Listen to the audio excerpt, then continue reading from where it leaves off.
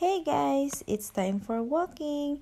So, naisipan ng asawa ko guys na mag-walking kami papunta dun sa mini forest. Mga 30 minutes lang guys yung kailangan naming lakarin para makarating doon actually. So, bago dyan, dadaan muna kami dito sa may Chapka para makabili ng mga kutkutin doon. So, ayun siya guys, nandito na kami sa may mini forest na sinasabi namin. Actually, doon pabanda yung mini forest guys. Dumaan na kami dito sa bandang kwadra ng kabayo. Ito yung mga ano dyan guys, yung mga bahay ng kabayo yan. Ano tawag dyan? Kwadra. Something ganyan. So, ayun siya guys. Tapos dito sa area na to, itong field na yan, dyan nila sinasanay or nilalakad yung mga kabayo nila guys. Yan. May mga hump pa nga doon oh. Tingnan nyo guys. Yan. Tapos, din dito kami ng asawa ko sa may bonfire area. May bonfire, ano tawag niyan? Yung parang, pwede ka mag-bonfire dyan guys, ganun. Tapos dyan may mga chairs na nakapalibot or bangko. Dyan ka pwedeng umupo, ganun. Dito kasi guys, pag Sunday, mostly talaga ng mga tao, alam mo yun, parang nasa bahay lang for family, ganun. Kasi ang mga mall dito, tapos mga tindahan, mga supermarket or kainan, ganun. Mostly talaga guys, close sila. Mga kainan siguro open, pero hindi ko masyadong nakikita na open, ganun.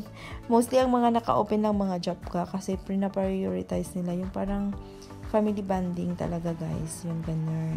So, dapat makapamili ka na ng mga pagkain mo Saturday pa lang kasi pag Sunday, for sure, job ka na lang ang mapupuntahan mo. Pero sa ibang city ata guys, may mga open, pero mostly dito sa amin, close talaga siya guys. So, ganun.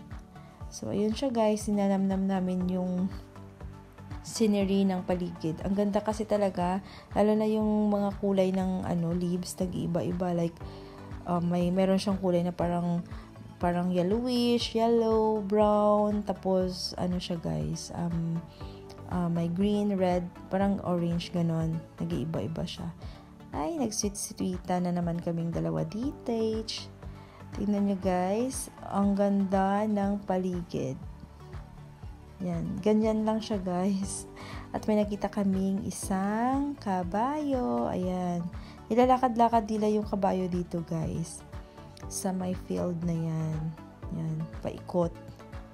So, minsan ang ganda din dito kasi parang napaka-presko ng hangin.